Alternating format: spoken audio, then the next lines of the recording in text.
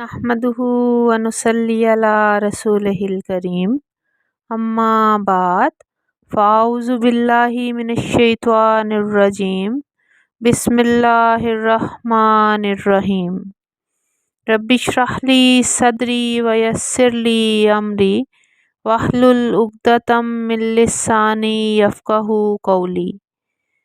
अस्सलामु अलैकुम वरहमतुल्लाहि वबरकातुहू।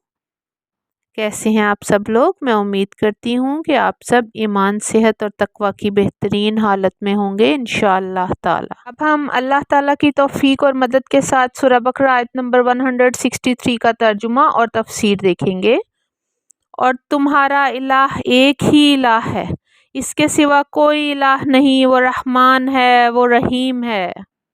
अब हम अल्लाह ताला की मदद और तौफीक के साथ सूरह बकरा आयत नंबर 163 की तफसीर देखेंगे। इस आयत में अल्लाह ताला ने शिर्क के बुत को चिकनाचूर किया है और वाज़ेह तौर पर बताया है कि तुम्हारा माबूद एक ही माबूद है।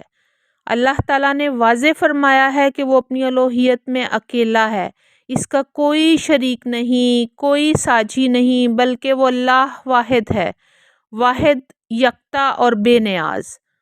यानी वो अपनी ज़ात, अस्माओ, सिफ़ात और अफ़आल में अकेला है। इसकी ज़ात में ना कोई इसका शरीक है, ना हम नाम, ना हम सर, ना इसकी कोई मिसाल है, और इसके सिवा कोई माबूद नहीं। इस आयत में अल्लाह ताला ने ख़बर दी है कि इसके अलावा कोई माबूद बरहक नहीं है, और वो नहायत वसी रहमत वाला, नहायत रहम वाला है। अल्लाह ताला ने अपनी वहदानियत और अपनी तख्लीक को रहमत करार दिया है और तख्लीक की निशानियों से अपने रहमान और रहीम होने का शऊर दिलाया है। अल्लाह ताला की रहमत के मिसल किसी की रहमत नहीं। इसकी रहमत ने हर चीज़ को अपने घेरे में ले रखा है। वही है जिसकी रहमत की वजह से कायनात और मखलूक़ात वजूद में आए। हमारे रब की रहमत से ही मखलूक़ात कमालात हासिल करती हैं। इसने अपनी रहमत से रसूल भेजकर, किताबें भेजकर अपने बारे में इल्म दिया और इसके बंदों ने इसको पहचान लिया। और चंद बदकिस्मत ऐसे थे जो कि खाली हाथ रह गए। बंदों को जो नेमत हासिल हुई है इसकी रहमत से हुई है। इसके सिवा कोई कायनात को पैदा करने वाला है, ना तदबीर और इंतज़ाम करने वाला। जब हकीकत ये है तो वो इस बात का हक़ रखता है कि इंसान सिर्फ़ और सिर्फ उसी की इबादत करे, उसी के लिए जिए, उसी के लिए मरे, अपनी तमाम उम्मीदों और तमन्नाओं को अल्लाह के साथ वाबस्ता करे, इसी की तरफ तवज्जो रखे और इसे ही अपना सब कुछ बना ले। रब के साथ किसी भी हाल में किसी को शरीक ना ठहराए। इस आयत में अल्लाह ताला की वहदानियत और रबूबियत का सबूत है। रहमान और रहीम दोनों सिफ़ात इकट्ठी होने का मानी ये है कि इसकी रहमत ठाठे मारते हुए समंदर की मानिंद है।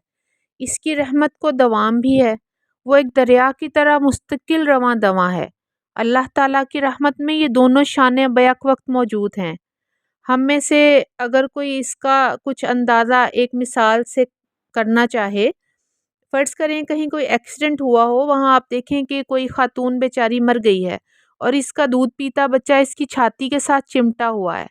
ये भी नहीं पता कि वो कौन है, कहाँ से आई है, कोई इसके साथ नहीं है।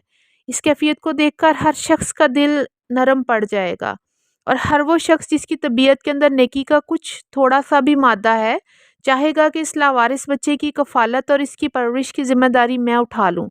लेकिन हो सकता है जिस बात के जोश में आप ये काम तो कर जाएं, लेकिन कुछ दिनों बाद आपको पछतावा लाहक हो कि मैंने खामख्वाह ये ज़िम्मेदारी उठा ली और एक बोझ अपने ऊपर तारी कर लिया।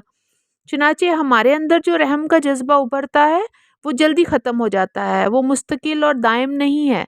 लेकिन अल्लाह की रहमत में जोश भी है और दवाम भी है, दोनों चीज़ें बैक वक्त शामिल हैं। हमारे रब की रहमत का कोई हदो हिसाब नहीं।